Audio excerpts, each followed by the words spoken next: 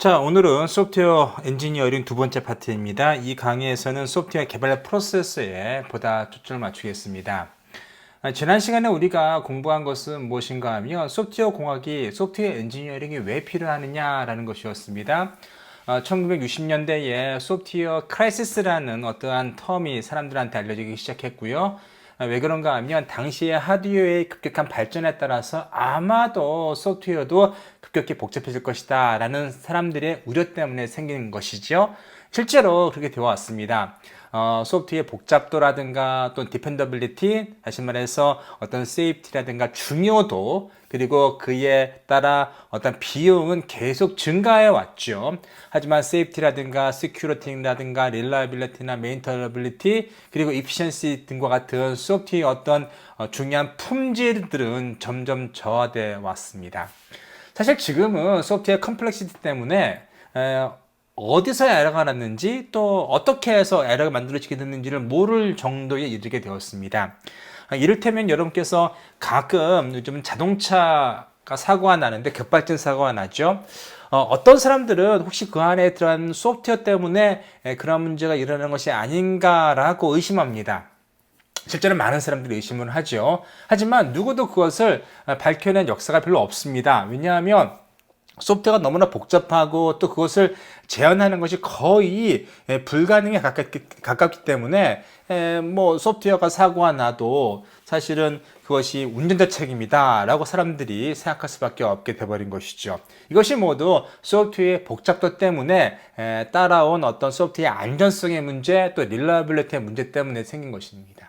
따라서 현재의 소프트웨어 공학은 이러한 뭐 세이프티라든가 시큐리티라든가 릴라빌리티, 메인터너빌리티, 퀄리티를 계속 증가시키는, 이렇게 개선시키는 면에서 많이 사용되고 있습니다. 자, 오늘은 소프트웨어 라이프 사이클, 또 소프트웨어의 라이프 사이클에 따른 어떤 개발 프로세스 모드를 말씀드리겠습니다. 그리고 각 모드의 그 스테이지마다 뭐 리퀘어먼트라든가 아니면 디자인이라든가 임플레멘테이션, 테스팅 등의 어떤 프로세스의 스테이지가 있는데 거기서 어떤 액티비티들이 있는지를 함께 이야기해 보겠습니다. 자, 이 내용 역시 서머빌의 소프트웨어 엔지니어링 챕터 1, 2의 근거에 있음을 미리 말씀드리는 바입니다. 자, 우선 소프트웨어 라이프 사이클 혹은 소프트웨어 디벨롭먼트 사이클에 대해서 말씀드리겠습니다. 소프트웨어 생명 주기 혹은 소프트웨어 개발 생명 주기라고 하는 사람도 있고요. 기본적으로 이 소프트웨어 라이프 사이클은 소프트웨어가 언제 어떻게 만들어지고 또 그것이 어떠한 과정을 걸쳐서 개발되는지 또 어떻게 재사용되거나 재설계되고 업그레이드 되는지에 관한 사이클을 얘기하는 것입니다. 첫 단계가 무엇인가 하면 플래닝 단계이죠. 이 플래닝 단계에는 기본적으로 유저 리퀘어먼트를 사용합니다. 유저 리퀘어먼트가 주어지면 그 유저 리퀘어먼트에 따라서 프로젝트가 플래닝 되고요. 또 어떠한 테크놀로지, 플랫폼 테크놀로지를 가지고 이 시스템을 개발할 것인지에 대한 아주 큰 청사진이 나오게 됩니다. 그 다음에 어널리시스 단계에서 주로 리퀘어먼트 분석이 이루어집니다. 이것은 실제로 엔지니어 관점에서의 리퀘어먼트 분석입니다. 앞 플래닝 단계에서는 그냥 그 사용자가 나는 어떤 소프트웨어를 원합니다. 이 소프트웨어는 어떠한 기능이 있으면 좋겠고 어떤 인터페이스가 있었으면 좋겠습니다. 라고 말씀을 주시면 이제 엔지니어 입장에서 좀 더 디테일하게 실제로 엔지니어 관점에서 엔지니어가 가진 메서돌로지에 따라서 어떠한 리퀘어먼트가 분석되는 단계를 가리키는 것입니다. 그 다음에 그런 리퀘어먼트가 주어지면 이제 디자인 단계에서 좀 더 디테일링이 일어나죠. 어떠한 리퀘어먼트에 대한 스페시피케이션에 대한 디테일링이 일어나고요. 또 사용자 인터페이스나 소프트웨어나 시스템의 아키텍처가 정해지고 어떠한 퀄리티가 이 소프트웨어에서 보장되어야 되는지 또 어떤 비용을 가지고 이 시스템을 개발하는지에 대한 전반적인 결정이 이 디자인 단계에서 일어납니다. 그 다음에 이제 실제로 개발해야 되겠죠. 이 개발에는 실제로 우리가 어떠한 랭귀지를 가지고 개발할 것인지 또 어떠한 컴포넌트는 우리가 실제로 개발할 것인지 아니면 재사용할 것인지 아니면 다른 데서 사올 것인지 등등에 관한 결정이 일어나고 실제로 코딩 작업이나 인테그레이션 작업 혹은 유닛 테스팅과 같은 아주 기본적인 테스팅이 이때 이루어지게 됩니다. 그 다음 단계에서 소위 말해서 테스팅이나 혹은 인테그레이션 일어나는데 이 테스팅은 앞 단계에서 만들어지는 어떤 유닛들을 합치는 것이 바로 이 다섯 번째 테스팅 단계에서 이루어집니다. 소위 말해서 인티그레이션 테스팅 혹은 하드웨어와 소프트웨어를 붙이는 시스템 테스팅 혹은 사용자가 사용할 때 이제 받아들이는 어떤 억셉턴스 테스팅이 이 테스팅 단계에서 이루어지고요. 그 다음 마지막 단계 메인터넌스가 이루어집니다. 이 메인터넌스 단계에서 사실은 업그레이드라든가 혹은 소프트웨어에 대한 새로운 어떤 리퀘어먼트가 만들어질 수 있고요. 다음 그런 리퀘어먼트가 만들어지면 다시 이제 이 단계를 접어들어서 이전 밟아왔던 이 라이프 사이클을 따라서 새로 개발되게 됩니다. 여기서 보시면 소프트웨어 라이프 사이클을 이렇게 펼쳐놓은 것이죠. 다시 정리해드리면 고객의 요구가 있습니다. 고객의 요구는 보통 자연으로서 일반적으로 사람들이 이해할 수 있는 그러한 방법으로 자연으로서 이제 주어집니다. 그 다음에 이제 엔지니어가 열심히 그 자연어로 된 고객의 리퀘어먼트를 읽어서 분석을 하죠. 또 여러 가지 단계를 거치면서 그 요구 사항이 어떤 모순이 없는지 또 정말 실현이 가능한지 구현이 가능한지를 이 단계에서 살펴보게 됩니다. 그 다음에 설계 단계에서 앞에서 말씀드렸던 것처럼 아키텍처라든가 품질에 관련된 소프트웨어 품질에 관련된 여러 결정 사항이 결정이 되는 것이죠. 집을 짓는 거를 생각해 한번 해보시면 좋겠습니다. 아마 고객은 집을 지려는 고객은 우리 집은 몇 층 집이었으면 좋겠다. 또 우리는 각 층마다 몇 개의 방이 있으면 좋겠다. 또 우리 집은 남향이다, 북향이다. 또 문은 어느 쪽에 있으면 좋겠다라는 것들이 나올 수 있겠죠. 자, 그 다음에 이제 실제로 집을 짓는 아키텍트들은 그것을 보다 구체적으로 잘 작성을 하고 명세를 해서 고객과 커뮤니케이션을 합니다. 그래서 고객이 정말로 이러한 집을 원하는지를 확인받게 됩니다. 그 다음에 하는 것이 이제 뭐한 면 설계를 하는 것이죠. 소위 말해서 청사진을 이 설계 단계에서 만들겠죠. 집을 짓는 데 있어서 실제로 도면이 나오게 되겠고요. 그 도면은 반드시 분석 가능해야만 합니다. 다시 말해서 우리가 집을 지을 때 한 10층 높이의 건물을 짓는데 벽을 아주 얇게 했다고 생각해 보세요. 기둥은 거의 없고 벽을 아주 얇게 했다 하면 그 집은 무너질 가능성이 매우 높겠죠. 이처럼 시스템에 대한 혹은 어떤 소프트웨어에 대한 안전성이라든가 여러 가지 퀄리티를 이 설계 단계에서 우리가 분석할 수 있을 정도로 디테일하게 설계 단계에서 소프트웨어를 만들게 됩니다. 그 다음에 이러한 설계를 바탕으로 해서 구현하겠죠. 마치 집을 지을 때 실제로 땅을 파고 또 이제 실제로 기초를 놓고 벽들을 세우고 기둥을 세우는 그런 단계처럼 소프트웨어를 구현할 때에도 설계를 기반으로 해서 각각의 모듈을 개발하고 각각의 모듈을 테스트하고 서로 인테그레이션 하면서 시스템을 구현하게 됩니다. 그 다음 하는 단계가 뭔가 하면 소프트웨어를 테스트하겠죠. 우리가 집을 짓고 난 다음에 이제 감리하는 사람이 와서 벽의 두께를 다시 한번 두드려 보기도 하고 또 내구성을 테스트해 보기도 합니다. 마찬가지로 우리가 소프트웨어를 개발하게 되면 여러 가지 테스팅, 이를테면 인터페이스를 점검하기도 하고 또 실제로 버그를 집어넣어 보기도 하고 또 아주 어려운 환경에서 소프트를 돌려보기도 합니다. 또 다량의 데이터를 집어넣기도 하고 아니면 아주 소프트웨어를 극한 환경에 집어넣고 돌리기도 합니다. 이런 다양한 테스트를 통해서 소프트웨어가 실제 환경에서 적응할 만한지를 확인받게 됩니다. 그 다음에 이제 소프트웨어가 실제로 프로덕트를 만들어져서 유지보수로 되게 되는 것이죠. 여기 밸리데이션이라고 되어 있습니다. 밸리데이션은 뭔가 하면 기본적인 밸리데이션의 아이디어는 요구사항은 고객의 요구사항을 만족시켜야 합니다. 그 다음에 이 또 설계사항은 요구사항에서 나온 어떤 분석 결과와 일치하겠죠. 그래서 이 설계는 앞선 단계 이 요구사항에 부합해야 합니다. 또한 이 구현은 앞서 설계된 이 설계를 부합해야 되고요. 이 테스팅 역시 구현이나 혹은 이 나온 제품 역시 테스트에 부합해야 됩니다. 이 밸리데이션이라는 것은 기본적으로 앞 단계에서 만들어지는 어떠한 결과물을 뒷 단계 역시 그대로 충실히 따라야 한다는 그런 컨셉입니다. 네. 어디에서 밸리데이션이나 혹은 베리피케이션을 좀 다르게 이해하는 경우도 있는데 기본적으로 베리피케이션은 그렇다는 겁니다.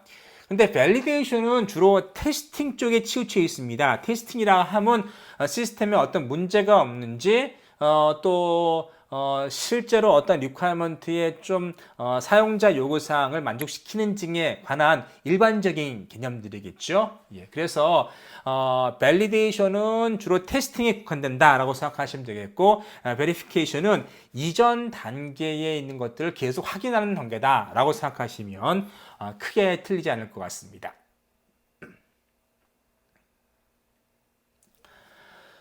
자, 이제 앞 단계에서 우리가 배운 어떤 사용자의 요구사항 분석, 또 리퀘어먼트 분석, 그리고 설계, 또 구현, 테스팅, 이러한 어떠한 프로세스의 어떤 단계들이 있는데 이것을 어떻게 사용하느냐, 어떠한 과정을 가지고 우리가 개발하느냐에 따라서 프로세스 모델이 결정됩니다.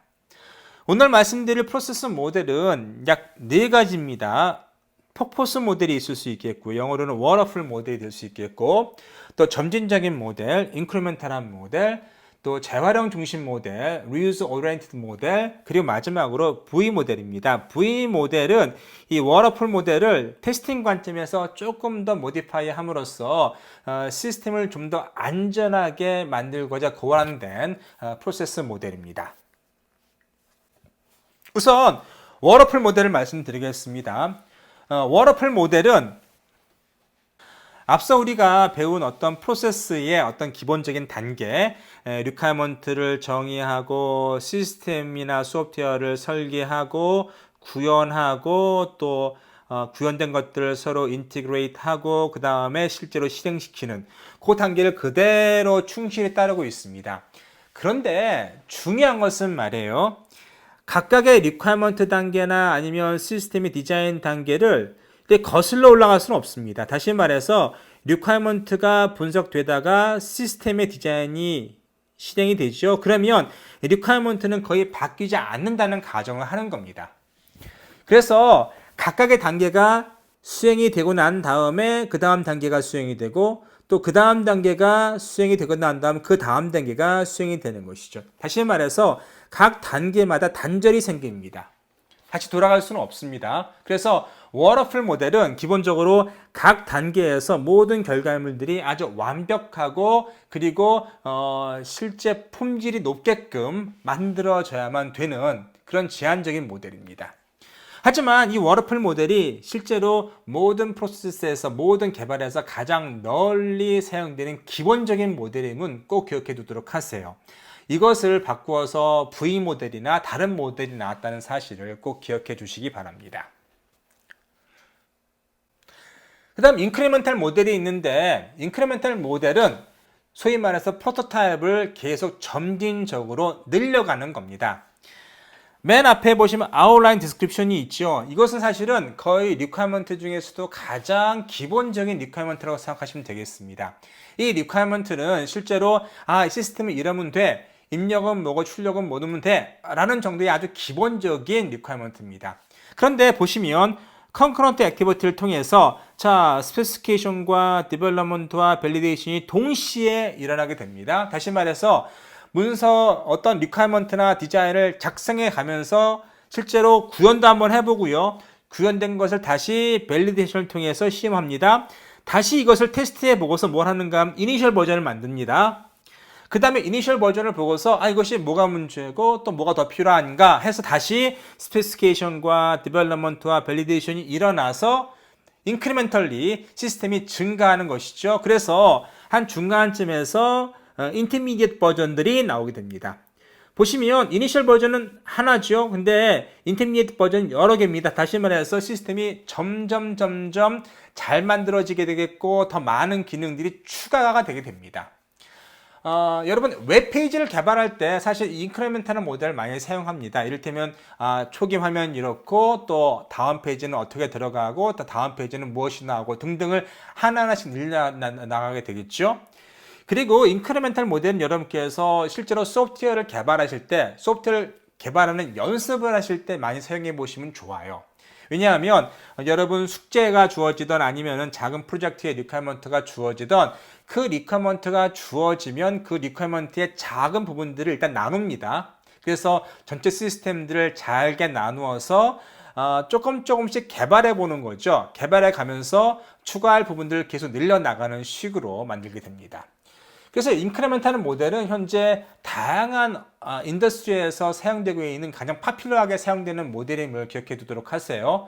대신 중요한 것은 이 리퀘어먼트가 사실은 이 스페시피케이션 리퀘어먼트가 계속 늘어날 수 있기 때문에 이것을 언제 중지해야 되느냐는 사실 큰 문제일 수도 있습니다. 그래서 언제 우리가 시스템을 파이널라이즈 할 것이냐라는 것이죠. 그래서 어떤 경우에는 작은 것은 혹은 심플한 시스템은 빨리 나올 수 있겠지만 전체 리퀘어먼트가 잘 분석돼서 만들어지는 것이 아니기 때문에 실제로 시스템이 얼마나 커질지 또 어느 정도로 우리가 충실하며 또 퀄리티가 높은 시스템을 만들 것인지는 사실은 불확실합니다. 따라서 뭐 세이프티 크리티컬한 시스템이나 그런 시스템은 인크리멘탈한 모델보다는 스파이럴 모델을 많이 사용합니다. 그래서 이 스파이럴 모델은 사실 인크리멘탈 모델의 약간 변형인데 그래서 리퀘어먼트가 여기 있고요. 그 다음 디자인이 있고 디자인한 다음에 임플멘테이션이 있고 테스팅이 있고 다시 이제 리퀘어먼트가 만들어지면서 이렇게 점진적으로 늘려나가는 그런 모델인데 그래서 앞에 워터풀 모델하고 인크리멘탈 모델을 조금 더 이렇게 그 서로 좋은 점들을 컴바인한 것이 스파이럴 모델 이렇게 그 나선형 모델이라고 생각하시면 되겠습니다. 자, 그 다음에 리유즈 오리엔티드 모델입니다. 리유즈 오리엔티드 모델은 기본적으로 많은 소프트웨어가 이미 만들어졌다는 가정을 하는 겁니다. 이를테면 오픈소스. 여러분 현재 많은 기업이나 회사나 관공서나 아니면 연구소에서 사용하는 것들이 오픈소스입니다. 오픈소스는 기본적으로 소스들이 많이 있고요. 그것은 재사용될 수 있습니다. 생각해 보세요. 우리가 어떤 시스템의 리퀘어먼트가 주어지면 가장 먼저 하는 것이 실제로 우리가 시스템을 개발한다기보다는 이미 잘 돌아가는 어떤 소프트웨어 피스를 찾아내는 일을 먼저 하게 됩니다. 자, 리유즈 오리엔티드 프로세스는 기본적으로 리퀘어먼트가 주어지면 잘 돌아가는 소프트웨어가 있느냐 없느냐를 먼저 찾아봅니다. 그리고 그 소프트웨어가 좋냐 나쁘냐를 이밸리에이션 하게 되겠죠. 그래서 실제로 우리가 재사용할 수 있는 소프트웨어를 찾아서 쓸 수 있느냐 없느냐를 판단한 다음에 무엇을 하는가 하면 시스템의 리퀘어먼트를 리파이먼트 하게 되겠죠. 무슨 말인가 하면 정제하게 됩니다. 그래서 처음에 이 리퀘어먼트는 사실은 유저 리퀘어먼트죠. 그 다음에 우리가 쓸 수 있는 소프트웨어를 확인해 보고 그런 쓸 수 있는 소프트웨어를 우선 평가한 다음에 우리가 쓸 수 있는 소프트웨어로 만들어진 리퀘어먼트를 다시 한번 리파인하게 됩니다. 이 단계는 기본적으로 우리가 쓸 수 있는 소프트웨어, 우리가 쓰기로 결정한 소프트웨어를 가지고 어떤 시스템들을 개발할 수 있는가에 관한 결정입니다. 그 다음에 사용자에 돌려보내겠죠. 사용자에게 우리는 현재 우리가 쓸 수 있는 가용한 소프트웨어는 이 정도로 개발할 수 있어 라고 얘기를 할 겁니다. 그러면 이제 사용자가 그 정도면 돼 아니면 안 돼 라고 얘기할 수 있겠죠. 그것이 이제 다시 리퀘어먼트를 리파인해서 보내는 이 룩백이 되는 것이고요.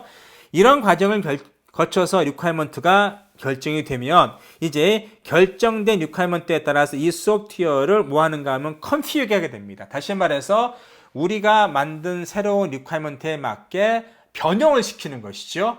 변형을 시키게 됩니다. 그 다음에 이제 뭐 하는가 하면 변형된 소프트웨어나 아니면 우리가 재사용할 수 있는 소프트웨어를 일단 다 합치거나 만들고요. 또는 새로운 소프트웨어를 개발하기도 합니다. 그래서 가능하면 많은 소프트웨어를 리유즈하고 또 나머지 부분들을 우리가 개발하게 되겠죠. 그런 것들을 결과적으로 나중에 합쳐서 어떤 시스템을 개발하게 됩니다. 최근에는 이 오픈소스를 이용한 개발이 상당히 많이 진행되고 있습니다. 대기업인 삼성이나 LG에서도 대부분의 소프트웨어는 이 오픈 소스로 만들어집니다. 그래서 사실은 새로운 시스템에 대한 개발보다는 오픈 소스를 얼마나 빨리 찾느냐, 혹은 오픈 소스에 대한 내용을 얼마나 잘 알고 있느냐에 따라서 이 엔지니어의 능력이 좌우되기도 합니다. 따라서 현재 가장 사람들이 파퓰러하게 사용되는 어떤 프로세스 모델이 이 리유즈 오리엔티드 모델이다라고 생각하시면 좋겠습니다. 근데 여기서 문제는 뭘까요? 사실 문제는 우리가 어떤 소프트웨어를 재사용하게 되면 그 소프트웨어에 대해서 정확히 이해하지 못하면, 다시 말해서 그 안에 어떻게 돌아가는지 소프트웨어의 소스 코드의 모든 내용을 다 이해하지 못하면 예기치 못한 일이 벌어진다는 것입니다. 또 하나가 대부분의 소프트웨어는 우리가 필요한 기능도 있겠지만 필요하지 않은 기능도 들어 있습니다. 따라서 어떤 경우에는 그런 소프트웨어를 다 합쳐놨다 보니까 소프트웨어가 개발되었을 때 불필요한 컴포넌트들이 많이 존재하게 됩니다. 사실 이것은 시스템의 어떤 세이프티나 퀄리티적인 측면에서 매우 위험일 수 있는데요. 왜냐하면 보통 해커들은 오픈소스에서 사람들이 많이 사용되지 않는 부분을 어떻게 해킹할 것인가를 열심히 연구합니다. 따라서 어떤 면에서는 이 오픈소스가 세이프티 크리티컬한 측면 혹은 시큐리티 측면에서는 문제일 수 있고요. 또 어떤 분들은 또 주장하기를 오픈소스는 오픈되어 있고 많은 사람들이 열심히 그것을 뜯어 고치고 문제점을 개선하기 때문에 세이프티 문제나 시큐리티 문제가 덜하다고 주장하는 사람도 있습니다. 어쨌든 오픈소스 문제는 지금 사람들한테 매우 큰 이슈로 자리 잡고 있는데요. 하나는 세이프티나 하나는 시큐리티 문제에 있어서 이게 좋으냐 나쁘냐는 아직 사람들한테 큰 이슈로 오픈 프로블럼으로 자리 잡고 있는 것 같습니다. 이제 앞에서 말씀드린 어떤 워터풀 모델의 변형인 V 모델을 말씀드리겠습니다. 이 V 모델에서의 핵심은 오른쪽에 보시면 테스팅입니다. 자, 앞서 우리가 워터풀 모델을 말씀드렸죠. 이 왼쪽 날개가 워터풀 모델의 어떤 프로세서고, 오른쪽 모델이 그 왼쪽에 있는 모델을 기반으로 한 어떤 밸리데이션 과정이라고 생각하시면 좋겠습니다. 다시 한번 우리가 워터풀 모델을 떠올려 볼까요? 기본적으로 우리가 해야 되는 일이 리퀘어먼트죠. 시스템 리퀘어먼트라고 말하면 하드웨어 혹은 소프트웨어를 같이 놓고 말하는 것이고요. 이 안에는 뭐 하드웨어도 들어있고 소프트웨어도 들어있고 우리가 뭐 생각한 여러 가지 시스템이 다 들어있습니다. 그 다음에 우리가 해야 되는 것들이 이제 소프트웨어를 개발하기 위해서 소프트웨어 리퀘어먼트를 개발하고 또 디자인을 하게 됩니다. 그 다음에 뭐 하는가 하면 이 디자인에 따라 어떤 시스템을 임플리멘테이션 하게 되겠죠. 근데 보시면 시스템 리퀘어먼트가 있고요. 또 서브 시스템 리퀘어먼트가 있고, 소프트웨어 리퀘어먼트나 하드웨어 리퀘어먼트 모두 포함되지만 일단 소프트웨어 리퀘어먼트라고 생각하시면 되겠고, 그 다음에 소프트웨어 디자인이 일어나죠. 그 다음 테스팅이 일어납니다. 그런데 여기서의 V 모델에서의 중요한 점은 무엇인가 하면, 자, 오른쪽 날개입니다. 자, 코드가 다 만들어지면 이제 뭐 하는가 하면 합치게 됩니다. 합쳐서 뭘 하는가 하면은 일단 테스팅이 진행이 되는데, 자, 유닛 디자인을 한 다음에 코딩하게 됩니다. 그 다음 하는 건 뭔가 하면 이 유닛 디자인에 따라서 나누어지는 어떤 시스템의 어떤 컴포넌트에 따라 유닛 테스트가 이루어지고요. 그 다음에 시스템 디자인의 어떤 결과에 따라서 인티그레이션 테스팅이 이루어집니다. 다시 말해서 자, 서브 시스템 디자인 할 때에는 시스템이 이렇게 컴포넌트로 나누어질 겁니다. 그러면 이 나누어질 때 인터페이스도 결정이 되고요.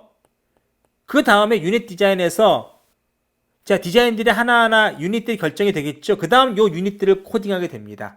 그 다음 요 유닛 하나하나를 뭐 하는가 하면 유닛 테스트 하게 되겠죠. 그 다음 인티그레이션 테스팅 할 때, 자, 서브 시스템 디자인에서 인터페이스가 결정된다 말씀드렸어요. 요 인터페이스를 기반으로 해서 인티그레이션 테스트가 이루어집니다. 그 다음에 서브 시스템 리퀘어먼트의 어떤 리퀘어먼트를 기반으로 해서 서브 시스템 테스트가 이루어지고, 또 시스템 리퀘어먼트에 준해서 시스템 테스트가 이루어지고, 또 사용자 관점에서 개발된 이 컨셉 오브 오퍼레이션, 이 사용자 리퀘어먼트에 비해서 대비해서 이 억셉턴스 테스트가 이루어집니다. 자, 이것은요 테스트에 매우 유리합니다. 왜냐하면 자, 우리가 과거에는 테스트를 할 때, 이 단계에서는 무슨 테스트를 해야 되지? 또 어디에서 그 테스트 케이스를 만들어내야 될지 몰랐지만, 이 V 모델부터는요, 사실은 각 테스트 단계가 나눠질 수 있고요. 뭐가 일단 나눠지는가 하면, 앞서 V 모델의 어떤 단계에 일단 나눠질 수 있고, V 모델의 각각의 단계에서 만들어진 그 아티팩처를 기반으로 해서 테스트의 케이스, 테스트 벡터가 만들어질 수 있습니다. 그것이 V 모델의 컨셉이고 컨트리뷰션입니다. 자, 이 V 모델은 굉장히 많이 사용되고 있습니다. 이 보시면 지금 소위 말해서 자동차를 개발할 때 사용되는 V 모델입니다. 거의 왼쪽은 똑같죠. Function Requirement, Function Develop, Function Design, Software Development 이루어지고 또 오른쪽에서 보시면 비슷합니다. Software Integration Test, 그리고 Function Integration, 그리고 Function Calibration이 이루어지는데 모두 테스트가 들어있습니다. 자, 이 V 모델에서의 핵심은 뭐라고요? 자, 워터풀 모델에서의 가져온 이 왼쪽 날개, 그리고 테스팅을 위한 이 오른쪽 날개가 있는데, 자, 오른쪽 단계를 위해서 왼쪽에 있는 그 단계별의 아티팩트가 이렇게 들어간다는 것입니다. 이것이 사실은 V 모델에서의 핵심입니다. 그 다음에 우리가 생각할 수 있는 것이 소프트웨어 이볼루션입니다. 이볼루션은 앞에서 설명드린 프로세스 디벨롭먼트 프로세스와는 조금 형태가 다릅니다. 이것의 기본은 무엇인가 하면 이미 존재하는 시스템이 있다는 가정을 하는 것입니다. 앞에 그 리유즈드 오리엔티드 프로세서는 좀 다르죠. 리유즈드 오리엔티드 프로세스는 우리가 개발하기에 앞서 그 이미 만들어진 소프트웨어 피스가 있다는 것이고요. 어떤 소프트웨어 코드가 있다는 것이고, 이 소프트웨어 이벌루이션에서의 익지스팅 시스템은 무엇인가 하면 실제 돌아가는 시스템이 있다는 겁니다. 자, 우리가 이 돌아가는 시스템을 기반으로 해서 어떤 시스템의 리퀘어먼트를 만들고 또 리퀘어먼트를 기반으로 해서 돌아가는 시스템을 평가를 하겠죠. 그래서 이 시스템을 더 사용할 거냐, 아니면 더 확장할 것이냐, 아니면 업그레이드 할 것이냐, 아니면 시스템을 뒤엎을 것이냐, 이때 결정이 일어날 겁니다. 그래서 만약에 이 현재 존재하는 시스템을 우리가 평가를 해서 재사용한다고 하면 이 시스템이 어떤 부분을 바꿔야겠다, 이 부분을 바꿔야겠다라는 부분이 결정이 되겠죠. 그 다음에 시스템에 어떠한 실제 변형이 일어나게 되겠고, 이 변형된 것을 다시 피드백을 주어서 시스템이 올바른지를 한번 확인받게 됩니다. 그리고 결과적으로 이 사이클이 한 번 더 여러 번 수행이 되면 우리가 결정을 얻고자 하는 시스템이 만들어집니다. 다시 한번 설명드리면 소프트웨어 이볼루션은 기본적으로 현재 우리가 가지고 있는 시스템이 있다는 전제를 하에 만들어지는 겁니다. 돌아가는 시스템이 있고 이 시스템들을 확장하거나 어떤 문제를 개선하거나 또 문제점들을 우리가 더 보완하거나 아니면 업그레이드하거나 그런 것들에 관한 문제이겠죠. 한번 생각해 보세요. 여러분 가지고 계신 안드로이드 폰 같은 경우에는 안드로이드가 처음 만들어진 이후로 굉장히 많은 발전을 거듭했습니다. 근데 기본적으로 안드로이드는 아주 기본적인 베이스는 그대로 가져가고 있고요. 마이크로 컨트롤은 그대로 가져가고 있고, 점차 많은 기능들이 추가가 되거나 개선되는 것이죠. 그것은 뭔가 하면 안드로이드라는 OS라는 이 안드로이드 OS가 존재한다는 가정 하에 만들어진 것들이고, 그것의 문제가 무엇인지 앞으로 추가될 어떠한 애플리케이션 기능들이 있는지를 다 평가한 다음에 새로운 시스템들에 대한 정의가 일어나는 것이죠. 그 다음 이제 안드로이드 OS를 모디파이 해서 새로운 안드로이드 버전을 만들게 됩니다. 이것은 소프트웨어의 대부분의 소프트웨어 프로덕트가 이런 이볼루션을 거칩니다. 그래서 기존의 새로운 시스템을 개발하는 것보다는 현재 있는 시스템들을 업그레이드하고 새로운 기능을 추가시키는데 이볼루션 많이 사용합니다. 그런데 앞서 설명드렸던 것처럼 아주 세이프티 크리티컬하거나 아니면 미션 크리티컬한 시스템들은 이 이볼루션 하기도 매우 어렵습니다. 왜냐하면 보통 세이프티 크리티컬이나 아니면 미션 크리티컬한 시스템들은 그 생명이 보통 라이프 사이클이 보통 한 10년, 20년 혹은 30년 이상 됩니다. 이를테면 원자력 발전소 같은 경우에는 전에 설명드렸다시피 보통 생명주기가 30년 이상 되는데, 다시 말해서 30년 전에 만들어진 소프트웨어가 30년 동안은 그대로 기본적으로 아주 핵심적인 소프트웨어는 돌아간다는 얘기입니다. 그러면 30년 후에 이볼루션하고 치면은 과거에 있는 소프트웨어를 이해하는 것조차 힘들겠죠. 그리고 그 엔지니어들은 대부분 퇴사한 직후입니다. 그래서 이렇게 세이프티 크리티컬한 거나 미션 크리티컬한 것처럼 소프트웨어 라이프 사이클이 매우 긴 시스템들은 이 소프트웨어 이볼루션하기가 매우 어렵습니다. 그런데 이를테면 여러분 휴대폰이라든가 안드로이드처럼 우리가 라이프 사이클이 보통 2, 3년 주기로 바뀌는 것들은 이 이볼루션을 통해서 소프트웨어를 개발함으로써 훨씬 더 코스트 이펙티브하게 시스템들을 개발할 수 있고 심지어 버그도 이전 버전보다 많이 줄어든 것들을 우리가 만들 수가 있습니다. 따라서 애플리케이션에 따라서 이 이볼루션을 적용시킬 수도 있고 적용시키지 못할 수 있다는 사실을 꼭 기억하시기 바랍니다. 이제 하나의 어사이먼트를 드리겠습니다. 앞서 우리가 소프트웨어 이볼루션, 소프트웨어 진화를 빼놓고 4가지 소프트웨어 개발 모델을 공부했습니다. 생각해 보셔야 되는 것이 각 개발 모델의 어떤 장점과 단점을 한번 생각해 보십시오. 물론 여러분 그 인터넷 서치를 해보시면 뭐 각각의 프로세스에 대한 설명도 잘 나오고 또 어떤 장점이나 단점도 많이 얘기 나옵니다. 그런데 여러분이 생각하시는 장점과 단점이 무엇인지를 한번 객관적으로 혹은 주관적으로도 한번 평가해 보도록 하시고요. 또 하나 두 번째로 하셔야 할 것이 무엇인가 하면은 어떤 사례를 한번 제시해 보시기 바랍니다. 이 프로세스에서는 이것이 맞고 이 프로세스는 이것이 맞고 한번 여러분께서 리서치를 해 보시면서 앞으로 여러분께서 소프트웨어를 개발하는 회사에 들어가신다면 그 만든 소프트웨어에 따라서 우리가 어떤 프로세스를 적용시켜야 되는지를 결정하셔야 되고 또 여러분 스스로가 그 결정에 따라서 움직이셔야 되는데 어쨌든 지금 여러분께서 해보셔야 될 것은 무엇인가 하면 각 디벨롭먼트 프로세서에 맞는 애플리케이션이 무엇인지를 한번 최소한 4가지는 나와야겠죠. 그런 것들을 한번 미리 생각해 보시라는 것입니다. 최소한 한 장 이상의 리포트를 원합니다. 그래서 여러분께서 여러분의 생각을 잘 적고 또 이그젬플들을 잘 제시하시면 좋은 점수를 받으실 수 있습니다. 이제 소프트웨어 디벨롭먼트 프로세스에서의 키 액티비티들을 살펴보겠습니다. 앞서 우리가 리퀘어먼트 어널리시스다, 뭐 스페시피케이션이다, 디자인이다, 임플리멘테이션이다, 밸리데이션이다 말씀드렸는데 자세히 말씀드리진 않은 것 같아요. 그래서 각 단계별에서의 어떠한 세부적인 액티비티가 어떤 것이 있는지를 한번 생각해 보겠습니다. 우선 requirement 단계입니다. 앞서 설명드렸던 것처럼 requirement는 우선 사용자에게서 비롯되겠죠. 사용자가 어떠한 자연어 형태의 혹은 어떤 구두 형태의 requirement를 우리가 받게 되면 requirement를 일단 도출을 해야겠죠. 이 도출은 기본적으로 사용자에게서 requirement를 얻는 겁니다.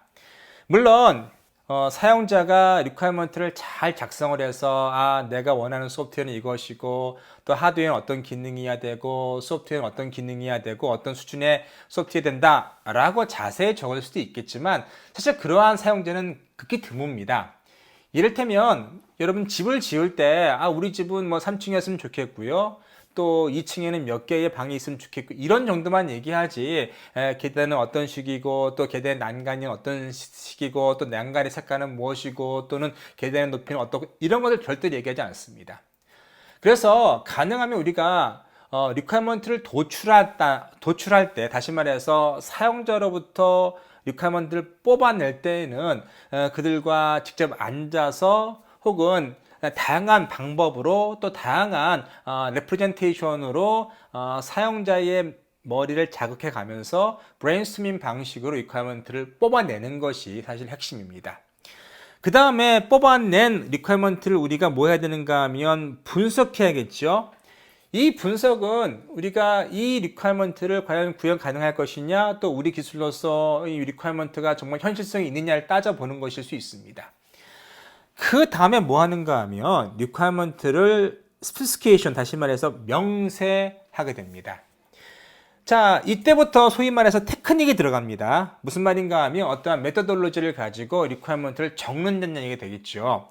이 앞 단계에서는 보통 이 requirement가 소위 말해서 자연으로서 그냥 사용자가 엔지니어에게 리퀘어먼트를 주는 형식이었다면 이때부터는 그 엔지니어가 리퀘어먼트를 어떠한 유저 케이스라든가 다양한 형태의 메서돌로지로 리퀘어먼트를 작성하게 됩니다. 그래서 가능하면 포멀한 형태, 또 가능하면 시스테믹한 방법으로 리퀘어먼트를 작성하게 되고요. 또 이걸 가지고 다시 유저에게 가서 리퀘어먼트가 맞느냐, 혹은 리퀘어먼트가 제대로 됐느냐, 원하는 기능이 맞느냐, 혹은 원하는 퀄리티가 맞느냐를 확인받게 됩니다. 그 다음에 뭘 하는가 하면 리퀘어먼트를 밸리데이션 하죠. 자, 이 리퀘어먼트 역시 사실은 인포멀한 어떠한 형태를 띱니다. 따라서 리퀘어먼트 간의 모순이 존재할 수 있습니다. 이를테면 어떤 기능과 어떤 기능은 동시에 일어날 수 없는 것이죠. 한 가지 예를 들어보겠습니다. 제가 어떤 회사라고는 말씀드리지 못하겠고요. 어떤 회사의 유명한 값비싼 차가 유난히 그 도둑들이 잘 드는 거예요. 그러니까 도둑들이 아주 그 차는 손쉽게 훔친다는 것입니다. 그런데 그 도둑들을 잡아서 실제로 그 차가를 어떻게 그렇게 문을 잘 딸 수 있느냐 라고 물어보니까 하는 말이 그 도둑들이 그 차 위에서 팔짝팔짝 뛰었다는 겁니다. 그래서 그 차 위에 올라가서 몇 번 뛰면은 문이 열린다는 거예요. 그래서 그 이유를 가만히 보니까 그 차는 만약에 사고가 나서 뒤집어진 경우라면 문이 자동으로 열려서 운전자가 쉽게 빠져나올 수 있도록 설계된 겁니다. 그런데 흥미롭게도 그 기능을 도둑들이 이용했던 것이죠. 무슨 말인가 하면 어떤 리퀘어먼트와 어떠한 리퀘어먼트, 다시 말해서 세이프티한 리퀘어먼트와 세이프티 관련 리퀘어먼트와 시큐리티 관련된 리퀘어먼트가 서로 충돌이 났다는 겁니다. 모순이 난 겁니다. 이처럼 리퀘어먼트는 서로 모순 관계에 있을 수 있고요. 그러한 모순들을 잘 2단계에서 리퀘어먼트 밸리데이션 단계에서 잘 구분해 내야 합니다. 그래서 밑에 보시면 소위 말해서 아티팩트입니다. 우리가 나온 결과물인데 우선 리퀘어먼트를 도출하거나 분석할 때는 시스템에 대한 디스크립션이 나오고요. 소위 말해서 시스템 리퀘어먼트가 나오는 것이고요. 그 다음에 시스템 명세를 하게 되면 리퀘어먼트를 스페시피케이션 하게 되면 이제 유저나 시스템 리퀘어먼트가 만들어집니다.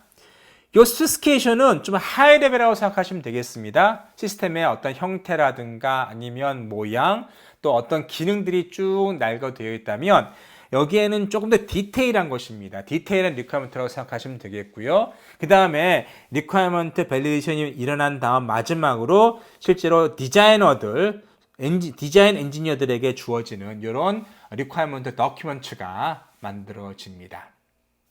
이것이 이제 리퀘어먼트 엔지니어링에서 주로 하는 일이고요. 리퀘어먼트 단계 때 우리가 해야만 되는 일들입니다. 그 다음 디자인이 되겠습니다. 이 디자인은 앞에서 우리가 얻은 리퀘어먼트 스페시피케이션을 실제로 어떤 디자인으로 구현하는 단계입니다. 사실 이 디자인은 여러분 집을 지을 때 어떠한 블루프린트와 같습니다. 청사진과 같습니다. 그래서 이 디자인에는 실제로 집을 짓는 것처럼 집을 지을 때 벽의 두께가 얼마고 몇 층으로 되어 있고 각 층의 높이라든가 넓이라든가 아니면 창문의 크기들이 모두 결정이 되죠. 또 하나 앞서 설명드렸던 것처럼 이 디자인 명세, 디자인 스페시피케이션은 블루프린트는 검증이 가능해야 합니다. 여러분께서 아마 건축사들한테 물어보시면 설계 도면을 보시고 그 건축사들은 사실은 실제로 주판이나 아니면은 캘큘레이터를 두드려 가면서 이 집이 로버스트한지 튼튼한지를 검증하게 되죠. 마찬가지로 소프트웨어를 개발할 때 리퀘어먼트를 기반으로 해서 어떤 설계가 이루어지는데 그 설계는 반드시 검증이 가능해야 합니다. 이 디자인 단계에서 우리가 알아야 되는, 우리가 구별해야 되는, 그리고 도출을 해야 되는 어떠한 그 디자인은 우선 스트럭처, 어떤 구조라든가 아키텍처, 이를테면 하드웨어 아키텍처나 소프트웨어 아키텍처, 어떻게 구성되어 있는지, 어떻게 인터페이싱 하는지 등등이 나와야 되고요. 그 다음 DB에 대한 사용이라든가, 그리고 소프트웨어 간에 혹은 하드웨어 소프트웨어 간에 어떤 인터페이스, 그리고 우리가 재사용 가능한 컴포넌트까지 다 이 단계에서 구분이 돼야 됩니다. 재사용되는 컴포넌트라면 굳이 우리가 구현할 필요는 없겠죠. 그래서 어떤 컴포넌트는 사와야겠다, 아니면 이미 존재한다, 누가 개발했다 등등이 알려져야 되고요. 그 외로 뭐 스트럭처나 아키텍처 등등을 구별해 가면서 시스템의 전반적인 설계가 완성이 됩니다. 또 아셔야 할 것이 이 디자인 단계에서는 어떠한 리퀘어먼트는 실제로 없어지기도 합니다. 왜냐하면 리퀘어먼트를 디자인해 보니까 돈이 너무 많이 든다. 이를테면 집의 리퀘어먼트는 이랬는데 사용자가 이런 집을 만들어 달라고 했는데 실제로 우리가 디자인을 해보니까 비용이 너무 많이 드는 거예요. 그런 경우에는 3층이었던 실제 리퀘어먼트 집이 실 3층이었던 요구된 집이 2층으로 줄 수도 있겠고요. 창문이 10개 있던 것이 3개로 줄 수도 있겠고, 이런 식으로 실제 리퀘어먼트가 어떠한 그 임플리멘테이션이나 디자인의 컨스트레인트 때문에, 제약사항 때문에 얼마는 지워지기도 합니다. 그래서 처음에 리퀘어먼트는 굉장히 크고요. 디자인은 그것을 만족시킬 수 있으려면 조금 작아지기도 합니다. 그래서 이 부분이 실제로 이것은 디자인이 되겠고, 이것은 리퀘어먼트가 될 텐데, 자, 디자인은 리퀘어먼트를 실제로 구현하는 것이죠. 구현하면서 다양한 제약사항이나 혹은 우리가 구현하지 못할 부분들이 있을 수 있습니다. 그래서 디자인되는 부분은 좀 줄어듭니다. 그래서 이 부분들이 디자인에서는 사라지는 부분이 되겠습니다. 정리해보자면 디자인은 기본적으로 리퀘어먼트를 구현할 수 있도록 하는 청사진이 되겠고요. 소프트웨어에서는 어떠한 스트럭처나 아키텍처나 DB의 사용 여부나 혹은 소프트웨어끼리 혹은 소프트웨어 하드웨어끼리의 어떤 인터페이스나 혹은 재사용 가능한 컴포넌트를 구별하는 일이 되겠고요. 또 어떤 그리는 작업이 되겠습니다. 또 알아야 할 것은 무엇이에요? 어떠한 리퀘어먼트는 제약사항에 의해서 사라질 수 있고요. 또 반드시 여러분께서 기억해야 할 것은 무엇입니까? 디자인은 반드시 검증 가능해야 된다라는 겁니다. 앞서 집의 예를 드렸죠. 우리가 블루프린트를 가지고 집에 대한 아키텍트들이 만든 집의 설계도면을 가지고는 이 집이 튼튼한지 또 안전한지, 그리고 몇 이상의 지진은 버틸 수 있는지 등등을 우리가 알 수가 있습니다. 마찬가지로 소프트웨어 디자인에 있어서도 이 소프트웨어가 굉장히 로버스트한지 아니면 또 세이프한지 아니면 시큐어한지를 우리가 판가름할 수 있어야만 됩니다. 그 다음으로 해야 되는 일이 무엇인가 하면 구현이죠. 구현은 앞서 우리가 얻은 블루프린트, 소프트웨어에 대한 블루프린트, 디자인을 익스큐터블한 어떤 프로그램으로 바꾸는 겁니다. C나 자바나 파이썬이나 다양한 OS를 들이기도 하고요. 여러 프로그램 랭귀지, 프로그래밍 스킬을 가지고 어떤 테크닉을 가지고 구현하는 단계입니다. 또한 어떤 시스템들은 재사용될 수 있기도 하죠. 그래서 애플리케이션을 형상을 바꾸기도 합니다. 소위 말해서 컨피규레이션을 하죠. 그래서 그 애플리케이션을 포함한 어떠한 시스템이 전체 리퀘어먼트를 만족시킬 수 있도록 특정 애플리케이션을 어떤 형상을 바꾸기도 하고 새로운 컨피규레이션을 도입하기도 합니다. 여기 나온 것처럼 디자인과 임플리멘테이션이 인터리빙 될 수 있다. 이것은 무슨 말인가 하면 디자인을 했다가 임플리멘테이션하고 다시 디자인하기도 하고 이렇게 왔다 갔다 할 수 있다는 겁니다. 물론 이렇게 디자인과 임플리멘테이션을 왔다 갔다 할 수 있는 애플리케이션이 따로 존재합니다. 이를테면 세이프티 크리티컬이나 아니면 미션 크리티컬은 이렇게 디자인이나 임플리멘테이션이 서로 인터리빙 할 수 없습니다. 그래서 기본적으로 디자인과 임플리멘테이션 왔다 갔다 하는 것들은 이를테면 웹 시스템이라든가 앱 같은 거, 그런 것들은 서로 우리가 좀 만들어 보고 디자인을 새로 고치기도 하고 다시 디자인하면서 새로 만들어 보기도 이렇게 왔다 갔다 하죠. 그래서 임플리멘테이션과 디자인은 서로 왔다 갔다 하면서 디자인이 좀 더 분명해지기도 합니다. 어떤 분들은 이것을 프로토타입이라 부르기도 합니다. 하지만 프로토타입은 좀 다른 측면에서의 그 디자인이라고 생각하시는 것이 더 좋을 것 같습니다. 또한 임플리멘테이션 단계에서는 디버깅이 포함되죠. 여러분 디버깅과 테스트를 구별하시기 바랍니다. 자, 테스트는 버그가 있느냐 없느냐를 판가름하는 겁니다. 다시 말해서 시스템에 문제가 있는가 없는가를 판가름하는 겁니다. 그 다음에 문제가 생겼으면 도대체 어디에서 그 문제가 발생했는지를 찾고 문제를 해결하는 것이 디버그입니다. 그래서 테스트는 기본적으로 문제를 발견하는 것, 그리고 에러를 찾아내는 것, 또 페일리 되는 케이스를 찾아내는 것, 또 시스템이 뭐가 문제인지를 발견하는 것이라면 디버그는 그러한 문제를 픽스하는 것, 도대체 어디에서 그 문제가 발생했는지 찾아내서 픽스하는 것을 바로 디버그라 할 수 있습니다. 이 두 가지 것을 꼭 구별해 보시기 바랍니다. 다음으로 소프트웨어 밸리데이션입니다. 앞서 베리피케이션과 밸리데이션을 제가 어렴풋하게 설명드렸죠. 기본적으로 밸리데이션이나 베리피케이션, VMV는 하고자 하는 일이 뭔가 하면, 자, 시스템이 단지 그 스페시피케이션에만 만족하는 것이 아니라 어떤 시스템의 커스텀의 리퀘어먼트에도 만족하게 한다는 것이죠. 앞서 우리가 뭘 설명드렸는가 하면 우리가 리퀘어먼트 단계가 이렇게 있고요. 그리고 디자인 단계가 이렇게 있고, 그리고 임플리멘테이션 단계, 테스팅 단계 이렇게 있었습니다. 그리고 디자인은 리퀘어먼트를 만족시켜야 되고, 임플리멘테이션은 디자인을 만족시켜야 되고, 이 테스팅 역시 임플리멘테이션을 만족시켜야 된다 말씀드렸죠. 이것을 보통 베리피케이션이라 부릅니다. 그것이 뭔가 하면은 시스템이 어떤 스페시피케이션에 만족해야 된다라는 것이고요. 기본적으로 우리가 해야 되는 것은 뭐예요? 유저의 리퀘어먼트, 유저의 요구를 만족시키는 것이죠. 그것들은 보통 우리가 크게 밸리데이션이라 부릅니다. 그런데 생각해 보세요. 사용자의 요구를 만족시킨다고 해서 시스템이 완벽한 건 아니죠. 가다가 설 수도 있고 또 잘 운영되다가 문제를 일으킬 수도 있습니다. 사용자의 요구를 만족시킨다고 해서 반드시 시스템이 완벽한 것은 아닙니다. 따라서 베리피케이션을 통해서 시스템이 점점 완벽해지기도 하고요. 또 더 로버스트해지고 퀄리티가 이렇게 높아가기도 합니다. 그래서 기본적으로 밸리데이션은 사용자의 요구를 만족시키는 것을 밸리데이션이라고 생각하시면 되겠고요.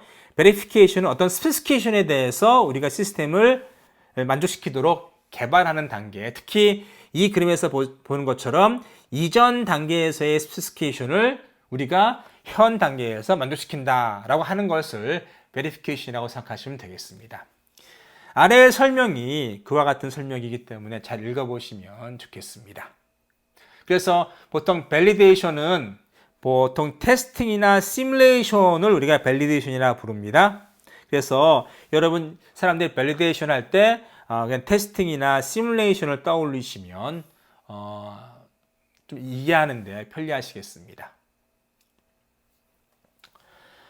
자, 그 다음 단계가 테스팅이죠. 테스팅.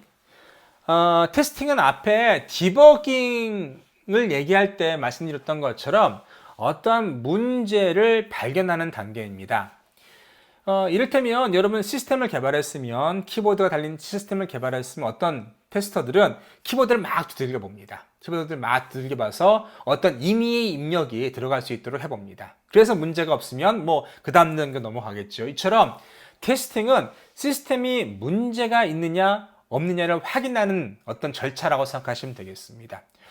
디버깅은 테스팅과 다르다는 점을 앞에서 말씀드렸죠. 디버깅은 테스팅에서 발견된 여러 가지 오류를 찾는 거, 어디에 도대체 이 오류의 문제점이 있느냐, 어떤 라인에서 이 문제가 생겨났느냐, 그리고 어떤 원인이냐를 찾는 것이 디버깅이고요.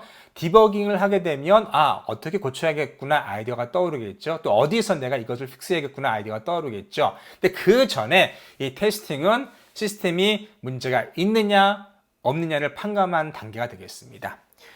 여기 크게 세 가지 단계의 테스팅이 나옵니다. 컴포넌트 테스팅, 소위 말해서 유닛 테스팅이라 부르기도 합니다. 그래서 이 유닛들, 이를테면 시스템이 이만큼 만들어져 있으면 자, 유닛들이 이렇게 만들어질 수 있습니다. 이거 하나하나를 개별적으로 판단하면 되겠죠. 그리고 이 유닛은 기본적으로 다른 유닛과 이렇게 인터페이스를 갖습니다. 그래서 이 인터페이스를 중심으로 해서 이 컴포넌트나 이 유닛이 테스트됩니다.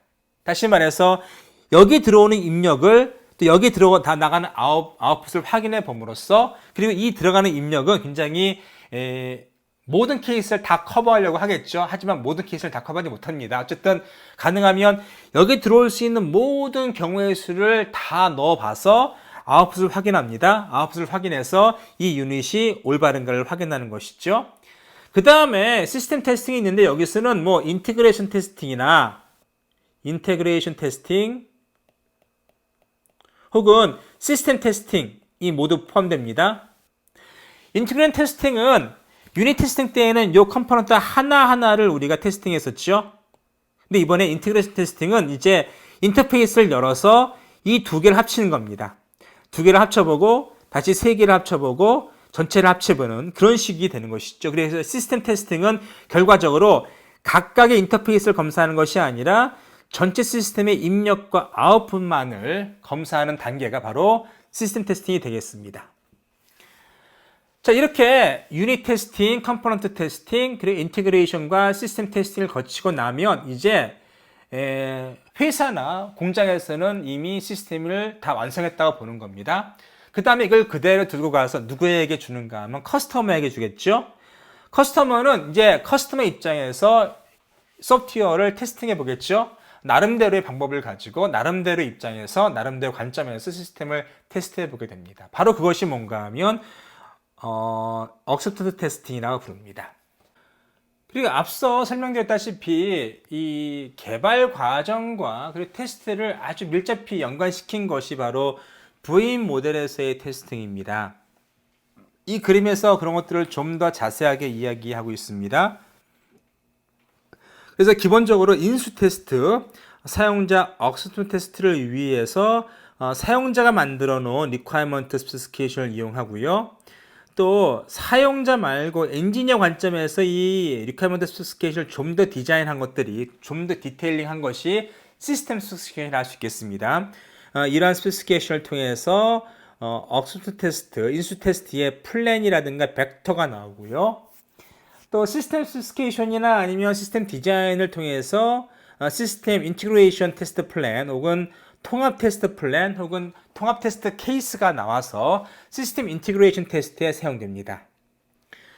그 다음으로 시스템 디자인이나 디테일 디자인을 이용을 해서 기반을 해서 서브 시스템 인티그레이션 테스트 플랜이나 벡터가 나오는 것이고 그리고 이 디테일 디자인에 기반을 해서 모듈이나 유닛 테스트를 위한 어떠한 벡터가 나오게 됩니다.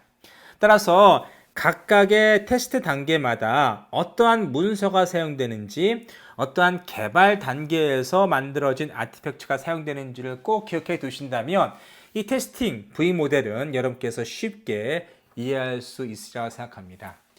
사실 이 V 모델은 현재 많은 회사 세이프티 크리티컬한 시스템을 개발하는 회사, 미션 크리티컬한 시스템을 개발하는 회사뿐만 아니라 다양한 고 퀄리티를 요구하는 하이 퀄리티를 요구하는 소프트웨어 시스템에서는 대부분이 이 V 모델을 따르고 있기 때문에 상당히 중요한 모델임을 꼭 말씀드리고 싶습니다. 자, 그 다음이 소프트웨어 이발루에이션인데 이것은 앞에서 대충 말씀을 드렸죠. 우리가 기본적으로 존재하는 시스템을 기반으로 해서 시스템을 개발한다는 것입니다. 그래서 존재하는 시스템을 우리가 다시 평가를 하고 또 평가된 것을 기반으로 해서 어떤 부분을 우리가 체인지할 것인지를 이야기하고 또 시스템을 새로 개발하거나 아니면은 모디파이 하죠. 그래서 새로운 시스템들을 이야기합니다. 소프트웨어 이볼루션과 함께 소프트웨어 프로덕트 라인이라는 말도 많이 사용합니다. 이 소프트웨어 프로덕트 라인은 1990년대, 2000년대에 상당히 사람들한테 많이 연구되어 온 그런 분야인데요. 처음 소프트웨어를 개발할 때 이 소프트웨어가 어떻게 진화할 것인지를 미리 따져보는 겁니다. 그래서 이런 vulnerability, 어떠한 그 변곡점을 우리가 미리 분석해 놓은 다음에 자, 어떠한 시스템이 있으면 그것이 변화를 할 때 A 프라임으로 변할 수도 있고 또 A 더블 프라임이나 트리플 프라임으로 변할 수도 있겠죠. 자, 이런 식으로 우리가 시스템을 개발할 때 앞으로 어떤 시스템들을 어떻게 변화할지, 어떻게 진화할지를 미리 따져보는 것이 이 소프트 프로덕트 라인입니다. 이렇게 함으로써 한번 개발된 것들이라면 이런 소프트 프로덕트 라인에 따라 개발된 시스템들은 일단 새로운 시스템들, 새로운 버전을 만들 때 새로운 뭐 리퀘어먼트 개발이나 아니면 디자인을 하지 않기 때문에 훨씬 비용이 준다는 그런 얘기가 되겠습니다. 여러분께서도 나중에 이 소프트 프로덕트 라인을 꼭 한번 세심하게 들여다보시기를 바랍니다. 자, 이제 정리해 보겠습니다. 오늘 배운 것은 소프트웨어 디벨롭먼트 라이프 사이클 혹은 소프트웨어 라이프 사이클 혹은 소프트웨어 생명주기라는 것들이었고요. 그것을 기반으로 한 소프트웨어 프로세서 모델 또는 관련된 액티비티들이었습니다. 다시 한번 정리해 보면 소프트웨어 라이프 사이클은 일단 처음에 플래닝 단계에 있을 수 있겠죠. 그 다음에 어널리시스 단계가 있습니다. 이 단계에서 소위 말해서 리퀘어먼트를 분석하는 단계이고요. 그 다음에 소프트웨어를 디자인하죠. 블루폰트를 만듭니다. 그리고 이 디자인은 반드시 검증 가능하도록 만들어져야 됩니다. 이때 뭐 소프트웨어 아키텍처라든가 시스템 아키텍처 또 스트럭처 등등이 다 결정이 되고요. 소프트웨어 퀄리티에 대한 대부분의 결정이 이 단계에서 이루어지게 됩니다. 그 다음에 이제 구현하죠. 임플리멘테이션을 하겠고요.